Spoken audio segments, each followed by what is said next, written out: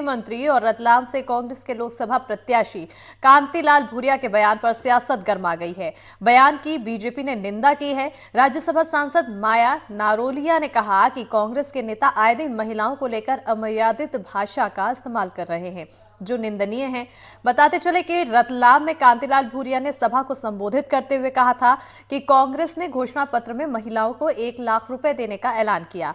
इसी दौरान उन्होंने ये भी कहा था कि जिसकी 2 पत्नी हैं उसे 2 लाख रुपए मिलेंगे। तो वहीं मंच पर मौजूद कांग्रेस प्रदेश अध्यक्ष जीतू पटवारी भी उनके समर्थन में बोलते नजर आए थे। और 13 मई कांग्रेस के नेता, कार्यकर्ता, एक एक माता बहन सबको आगे लाओ और कांग्रेस सरकार आते ही हमारा जो घोषणा पत्र है, हर महिला को 1-1 लाख रुपया उसके खाते में जमा होगा।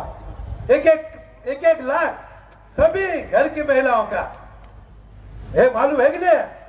अब जिसकी 2 पत्नी तो 2 लोग जाएगा उस पे। घोषणा बहुत भयंकर कर दी अभी आज कि जिसकी 2 पत्नियां उसको डबल। जरा इनके लिए भी ताली बजाओ। ये भी सब छैला में बटियान फिर भी नहीं बजे रहे यार, गलत बात।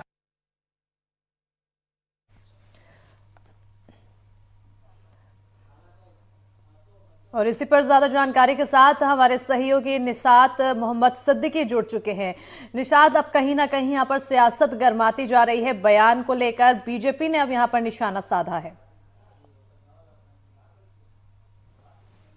बिल्कुल स्मिता, जिस तरह से कांतिलाल भूरिया का बयान आया है, एक तरह से उसे महिला विरोधी बयान के तौर पर बीजेपी पेश कर रही है और बीजेपी का एक लगातार जो है हमला कहीं ना कहीं जारी है। आज बीजेपी की प्रवक्ता नेहा बग्गा भी है जो खंडवा में थी, उन्होंने भी कांग्रेस के इस बयान को, कांतिलाल के इस बयान को जो है महिला विरोधी बताया और उन्होंने कहा कि जो कांतिलाल भूरिया है वो मुस्लिम लीग की जो एजेंडा है उसको आगे बढ़ा रहे हैं। उन्होंने कहा कि जिस तरह से मुस्लिम तुष्टीकरण की कांग्रेस बात करती है, उसी को जोड़कर उन्होंने पूरे बयान को देखा है कि मुस्लिम में जिस तरह से बहु विवाह का जो प्रचलन है, तो कहीं ना कहीं ये बयान जो है मुसलमानों को लेकर के उन्होंने दिया होगा, उनका ऐसा मानना है। मगर ये भी बता दूं कि कांतिलाल भूरिया जो है वो आदिवासी अंचल से आते हैं, आदिवासी विधायक हैं और ये प्रथा आदिवासी समाज में भी है कि कहीं ना कहीं वो बहु विवाह उनमें भी होता है। तो शायद हो सकता है कि उनकी ये मंशा रही हो कि जो उनके समाज के जो लोग हैं जो इस तरह की जो विवाह करते हैं वो जो वो हुए हैं, तो उनको ये फायदा पहुंचाने की बात कर रहे हो। मगर जो बीजेपी ने इसको मुद्दा बनाया है, इसको पूरे प्रदेश में जिस तरह से बीजेपी उछाल रही है मुद्दे के तौर पर, उसे ये सियासत पूरी गर्माती नजर आ रही है और बीजेपी इसको पूरी तरह से जा रही है और इस पर बयानबाजी और लगातार आपसी निशाना साधने का सिलसिला भी बरकरार है। माया नरोलिया ने इस पर क्या कुछ कहा है, ये भी सुन लेते हैं।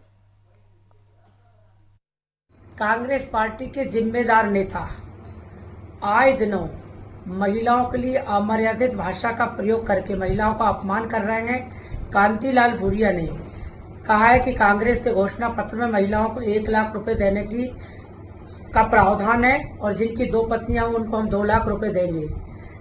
हम कांतिलाल भूरिया के इस घोर अमर्यादित बयान की निंदा करते हैं और पूरी मातृ शक्ति मैदान में उतरकर देवी शक्ति का रूप धारण करके इस अमानवीय बयान का बदला लेगी। और जीतू पटवारी जी ने भी पिछले दिनों माननीय इमरती देवी के खिलाफ जो अमर्यादित शब्द बोले थे उसका भी मातृशक्ति ने पुरजोर विरोध किया था। और सोनिया गांधी और प्रियंका गांधी जी से मैं पूछना चाहती हूँ कि एक महिला होकर आप अपने नेताओं को नसीहत दीजिए कि इस प्रकार के शब्दों का प्रयोग न करें। तो माया नरोलिया ने निशात इस पूरे बयान को अमर्यादित बताया है और कहीं ना कहीं जिस तरह से ये बयान दिया गया उसे हिंदू मुस्लिम की तरफ रुख मोड़ने के लिए कोशिश की जा रही है।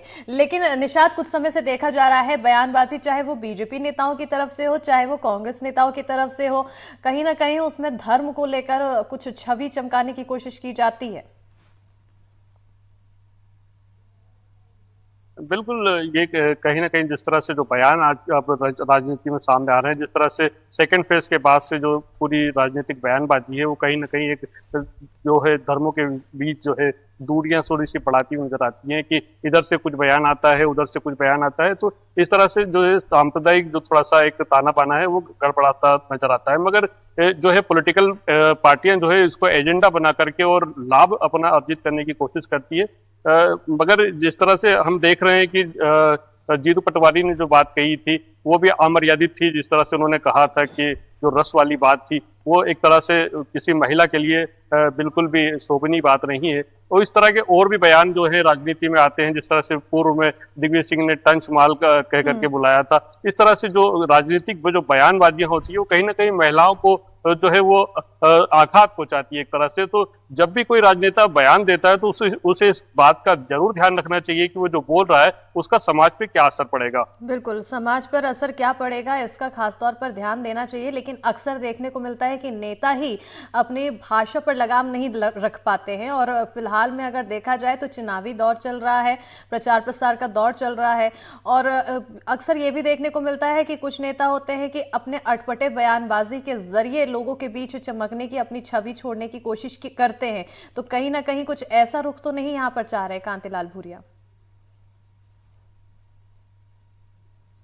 बिल्कुल, देखिए कांतिलाल भूरिया क्योंकि एक आदिवासी नेता है और आदिवासी उनकी जो भाषा है, बोली है, वो भी आदिवासी भाषा और बोली है।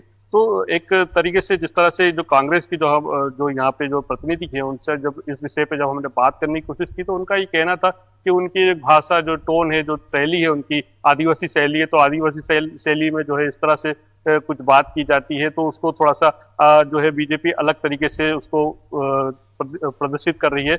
मगर जो भी है, जो भी टोन है वो इस तरह से मंच के माध्यम से अगर उसको व्यक्त करते हैं तो ये कहीं ना कहीं जो है आपको राजनीतिक निशाने पे ला करके खड़ा करती है। तो नेताओं को जब भी बोलना है तो वो इतना तो समझे कि हम जब मंच से बोल रहे हैं, सार्वजनिक तौर पे बोल रहे हैं, तो किस तरह की भाषा को हमें अपनाना चाहिए, किस तरह की भाषा का हमें उपयोग करना चाहिए। बिल्कुल, नेताओं को इस पर खासतौर पर ध्यान देना चाहिए। लेकिन निशात, अगर हम देखें कांग्रेस के जो नेता हैं लगातार अपने अटपटे बयान देते हुए नजर आते हैं। कवासी लखमा है, अब कांतिलाल भूरिया का भी नाम शामिल हो चुका है और जीतू पटवारी भी इसमें कहीं ना कहीं कतार में जुड़ चुके हैं।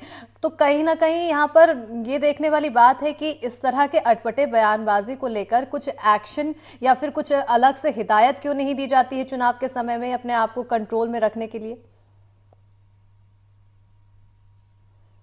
बिल्कुल, ये बात सही है स्मिता की। जिस तरह से राजनीतिक पार्टियां हैं, जो राजनीतिक जो सिरमौर जो अपने आप को नेता मानते हैं, जो लीडर्स हैं, उनको इस तरह की हिदायत जरूर जारी करना चाहिए कि जो अपने जो नेता हैं वो अपनी जबान पे जरूर लगाम लगाएं और जब भी वो किसी बात को जब अपनी बात रखते हैं तो उस बात को सोच समझ के रखें, तोल मोल के रखें, ताकि वे राजनीतिक शिकार ना हो। और पार्टी की छवि भी इससे खराब होती है, तो पार्टी की छवि को भी इससे जो है खराब ना हो सके।